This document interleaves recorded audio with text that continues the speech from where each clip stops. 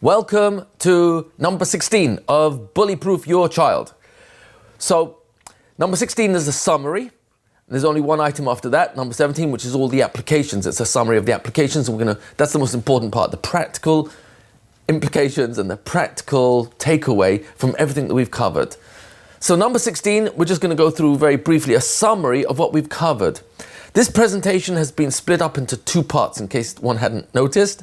Part one is really creating the context of what bullying is all about. And I think we were pretty comprehensive. We covered 3 definitions of what bullying really is. A constant maintenance of an imbalance of power. We looked at the Torah definition of a roidef. We also looked at the 3 personalities in bullying. You've got the bully himself and the target or victim, and then of course the bystander. We looked at those profiles quite thoroughly. We also looked at the idea of what does it mean to bully-proof your child with a bully-proof vest. So we talked about how a bulletproof vest is there to absorb the bullet without it actually entering the body. And so in that metaphor, if you like, we're looking to find an internal resilience that's already in the child that we want to reveal for the child to notice of himself. I'm always wearing a bulletproof vest. I'm always wearing the internal resilience to enable me to stand up to anything in life. So that's really the crux of the entire presentation. But in the context of bullying, we want to take the mind away from thinking, oh my gosh, this is complex. Oh my gosh, there's so many moving parts over here. And how's my child going to be safe from being bullied in life? And what we want to kind of assure ourselves of is Hashem's reality is that we are always safe. We are always strong. We are always resilient. We always have an inner strength that's part of my Tselem Elokim that we can call upon and help children recognize that that's there all the time. So we've talked about that in quite some detail. We looked at the responsibilities of a parent and teacher to children, both at home and in the classroom. We looked in some detail into the role of the media and on whose side is the media on, in how they almost literally glorify both the bully and the victim. We looked at that in quite some detail as well. And we also looked at the 4 categories where bullying is manifest. It's physical bullying, there's verbal bullying, social, and there's cyber bullying. We looked at that in detail as well. And again, all these moving parts of the bully subject is in order to get the broadest context so that we as teachers, and sometimes parents, but we as teachers are not intimidated by, so what do I do if a kid is bullied? And we're also not intimidated in wondering, what is bullying? And so I become much more sensitive. And that's where we then went into looking at the clarity the Torah provides on what is bullying, who is a near-daf and who's the roidef and who's a bystander. And we thoroughly looked at how the Torah takes a very severe position on its view of the roidef, synonymous to a Rasha, and the near-daf, who the Torah claims Hashem will always take the side of the near-daf. Elokim mevakesh ha-near-daf. So we tried to bring out there that even though we're going to look in a few moments, the simplicity of the solution to the bullying subject is almost deceptively simple. It's really, really simple because it's really thought, and that's really going to be the thrust of everything that we've covered. Nevertheless, the Torah protects the vulnerable people, an almana, a yesoma, a child that doesn't have parents right now to protect him because he's on the school bus alone with others, with or without a monitor. The child is in the corridors, and the parents aren't there to protect. Teacher's not necessarily there in between transition of class to recess, during recess, back from recess, back into the classroom. So in identifying how the Torah is very severe in its treatment of the roidef, a bully, and the extent to which it even offers that Has v'Shalom, a Raidef who uses his words, unkind insults and name calling, especially nicknames that are derogatory, Ein lo chelek le'olam haba, say he can always do teshuvah, but just the fact that Chazal are defining the ramifications of bullying going unchecked, where the person does not do teshuvah, he can literally lose his olam haba for the name calling. So that helps us get a much broader context as to what bullying is as far as the Torah is concerned, and how I as a teacher need to be sensitive. My antennas have to be up to notice when bullying is taking place, name calling is taking place, insults are taking place, physical shoving is taking place, social isolation is taking place. I need to become sensitive to that so I can recognize, oh, that's a component of bullying. And the Torah is very severe about that. And then I can take a position on it. So this has been all part of number 1. And then we explored not only the Torah clarity on bullying, but we also looked at the Torah's prescription for building and nurturing the resilience that's already in the child. And we platformed off the bakasha, the request we make every single day, about 60,000 times in a lifetime. Some who live really long, it could be up to 100,000 times, but we make the request 3 times a day, asking HaKadosh Baruch Hu, give me the internal resilience of dust that when trodden on is not affected.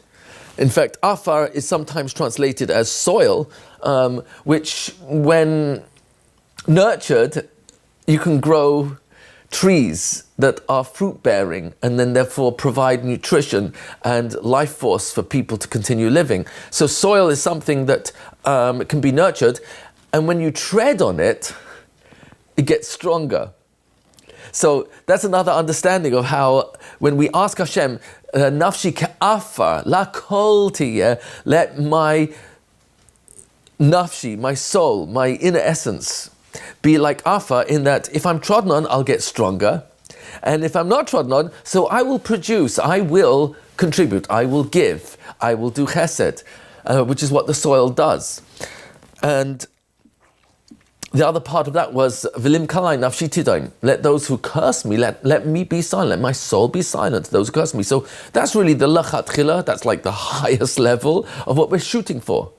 And it's not just Midas Chasidus, because we're requesting every single day. It's a real, genuine, sincere request. Rebbein Shleilam, help me to be that strong, that not if, but when I'm bullied, when I'm tormented, when I'm insulted, I will get stronger for it, and I won't fall apart. And that's a request for me to be strong up here. So that was all in part 1. That's really to kind of give the big context.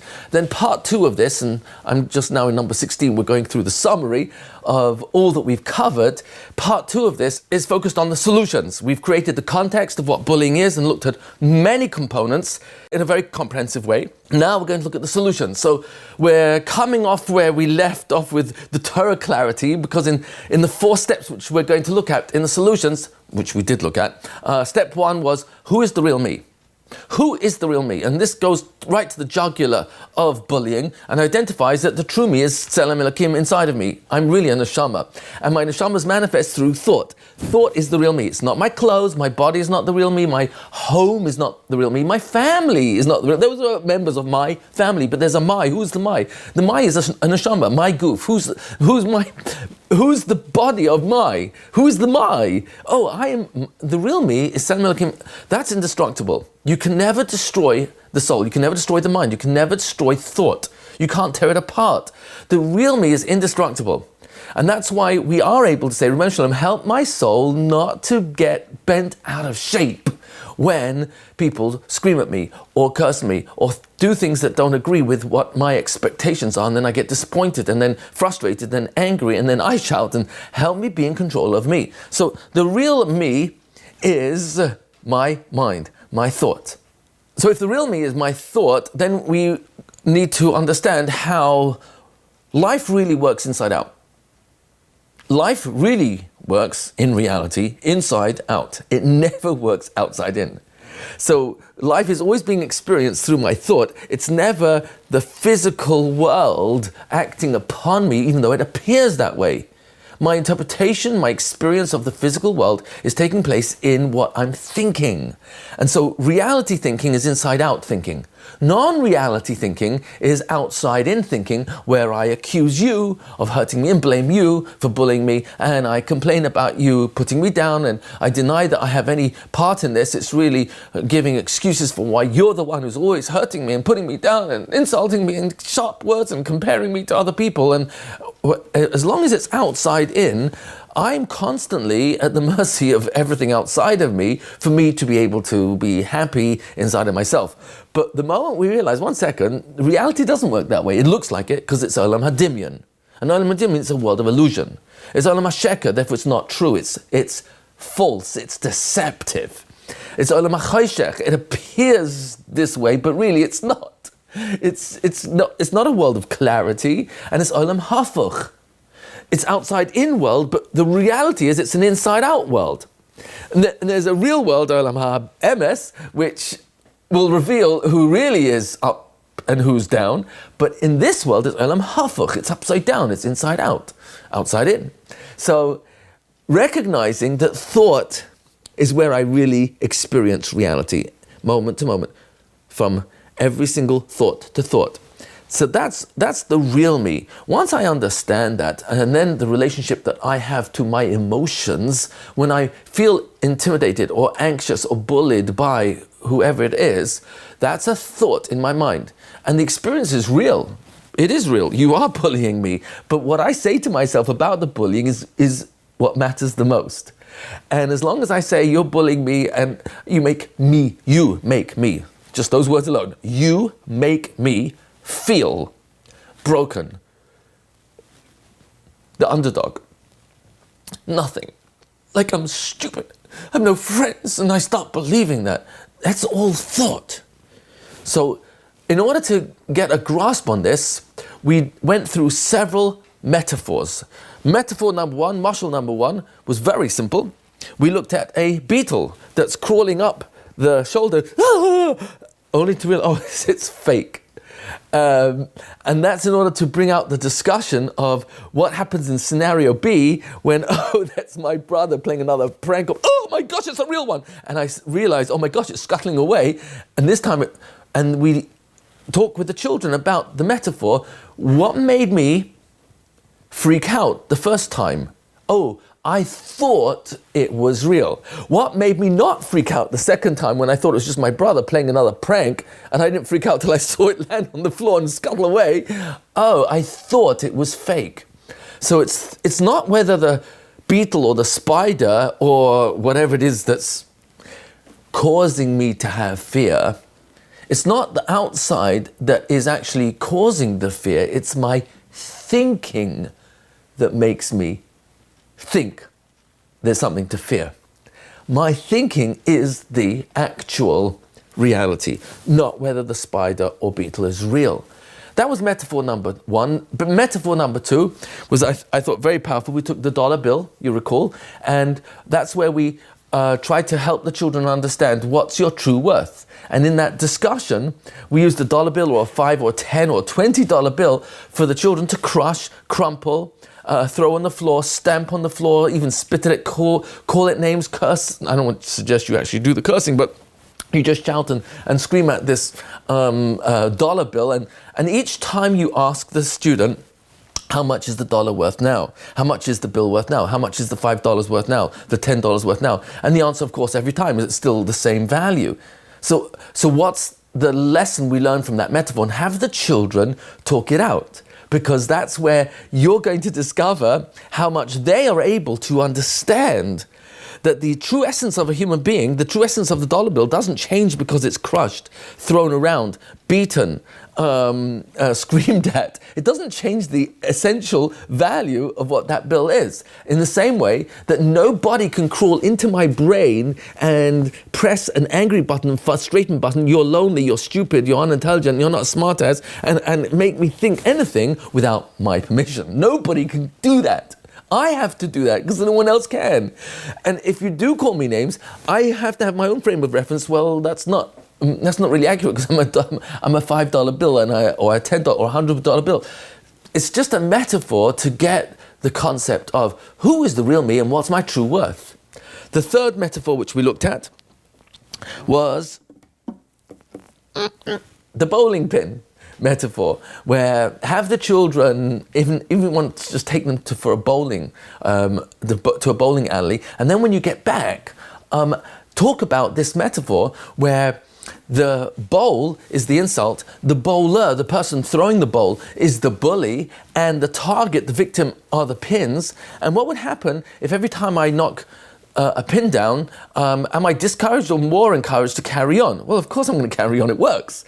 But what happens if I insult you, I throw all sorts of unkind words at your face, and I compare you to and make fun of you and laugh at you, and you don't fall down? The pin just doesn't, even though you get it, it was a bullseye, but the pin doesn't fall down. What will happen? Oh, the bully will go to the next alley and bowl over there. He'll go to the next target. He'll leave you alone.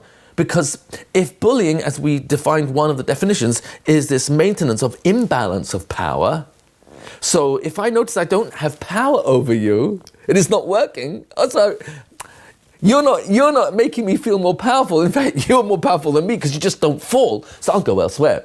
So that's where you want the children to expand and talk about the metaphor in the bowling pin in order for them to reinforce who's the real me, and how does that real me, the resilience that is inside of me, come out when I am hurt, knocked down, stand up again, or stay down and complain and cry. So those are powerful metaphors. And the last one we looked at was the metaphor of the Rolls Royce versus the 67 Chevy, which again is all about identifying who the real me is. Once we did that, we went into step 2, which was, when I know who I really am, I'll know what to do next. I'll know what to think next. When I really know that I'm a Rolls Royce and you call me a 67 Chevy, when I really know that I'm a $100 bill and you call me a good for nothing, and that doesn't change my internal value, I'm still me. I'm still a good person. I'm still resilient. I'm still lovable. I still have friends. I still have family. I still know Hashem loves me. So no matter what you're going to say, now has to be contrasted against the internal frame of reference, and my internal needle on my internal compass directing me to who I really am always points to, I'm Tzelem Elokim. I'm a $20 note. I'm not nothing. I'm a Rolls Royce. I'm not a 67 Chevy. So that was in the step 2 of this is what we're really saying is that the healing solution is not in the strategies that we have to come up with as much as just knowing how thought works, how reality works. You live one thought at a time.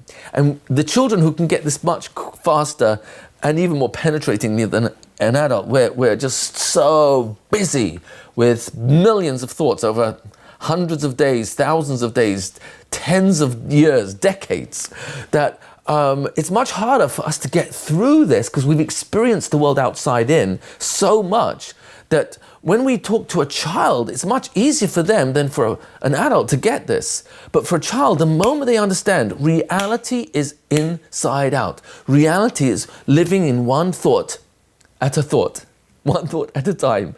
And that who I am yesterday doesn't equal me today or a minute from now or a second from now. We're going to talk about this that we did in mitzvahs in much more detail, that the mitzvah of teshuvah is a mitzvah of the mind.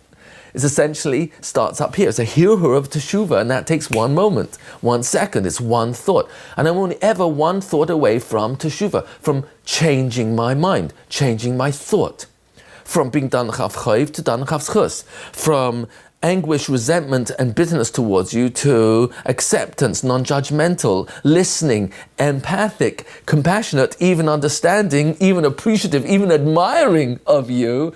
And I can go to the other side of the scale. And how long does that have to take? And the answer is, as long as it takes to think. So Children get this much faster than we do. So the step 2 of this is, before we even have to think about strategies of how do I deal with the bully, what strategies can I do, is the moment you know, not just intellectually, but you experience that you only live in thought, from thought to thought. It's in that realization, that experience, that you're able to then take control of the next thought. And if I'm still thinking I'm being bullied, I'm the victim, I'm a target, but I already know I don't get that much out of that. I don't enjoy those thoughts. And it actually makes me feel like a target. And the moment I realize, hey, that's a thought, and I'm the one producing that thought, I think you're triggering it off with your unkind words, but if it really is me who's saying that, then I can get to choose. That's where Bechira is. I get to choose the next thought. Shall I ignore this or move forward? Shall I press the delete button, get rid of the thought, move forward, choose a different thought? Or just say, it's not true. The real me is much more than that. And the more that comes to surface, the more we self-heal. We heal ourselves because we know that for me to feel down, I've got to think it. You know, if it's really true that we suffer so much from negative memories or painful memories, if it's really true that I can actually experience pain by remembering horrible things or traumatic experiences that happened yesterday, whether yesterday is a day ago or 10 years ago, if it's really true that those memories of suffering, when thought in the moment, cause me to suffer again, why would I do that? Why would I want to bring from the storage of my mind memories of suffering and then revisit them? Does that make sense? Of course it makes no sense. Children cut this much faster. And the moment we realize that's the power of thought, I really am in control. And once I realize, hey, I get to choose whether I want to continue thinking I'm a victim, that's in that moment we experience the liberation of being able to make a different choice altogether. I think as a very simple mashal, which I didn't share till now because I didn't think of it, but on iPhones and smartphones, you have pop-ups. So what choice do you have when you suddenly get this pop-up on the screen? Well, you have a few choices. What are they? Well, you could exit, you could delete it, you could ignore it, you could open it up and buy what they're selling or explore it. I call it explore or ignore. Those are my choices. You got others in between, but thought is a pop-up. What's my choice now when the thought pops up? He's bullying me, makes me feel I'm a victim. I hate myself. I start falling into believing it. But the moment I realize, one second, that's a pop-up. That's a thought. Do I explore it or ignore it? Open it up, buy into it, or do I delete, exit, move on? And that is the reality. The moment I realize that's reality, I really can delete, I really can exit, I really can move on or ignore it. That's liberating. And now the pop-up the thought doesn't control me. The event that I'm thinking is controlling me doesn't control me because I get to think what I want to think. That's Bechira, that's true free will. So that's all in step number 2. We included there the split personality of the bully, the victim, and the bystander. Maybe that's not the best choice of words, but my idea of the split personality was that I always have a 2-pronged direction I can go in as either the bully, in noticing I'm being a bully right now. Do I really want to be a bully? The Torah calls me a roidef. I don't want to be a roidef. So I get to choose to let go. If I'm the victim, I get to choose to believe I'm a victim or to let go. If I'm a bystander, I get to choose to stand in silence and do nothing, or realize, one second, I'm witnessing something that the Torah is outraged by. I'm going to jump in. I'm going to voice my position, take a stand. So that's what we talked about in the split personality, so to speak, of the bully, victim, and bystander. And then we talked about the importance of the relationship a parent and teacher has with their student, with their child, the importance of building rapport, how to do that. And then step 3 was an action plan. When the bullying does really take place and you got to do something about it.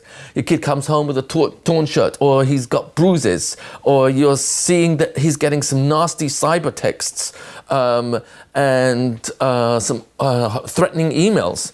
And he's keeping quiet about it. So you've got to do something. So what's the action plan? That's what we covered. And then the last part, the step number 4, was maintenance. How do we maintain, after the situation has been dealt with, how do we maintain our children's strength and inner resilience to be able to stand up into the future for whatever might come as a form of bullying in their married life or in their career?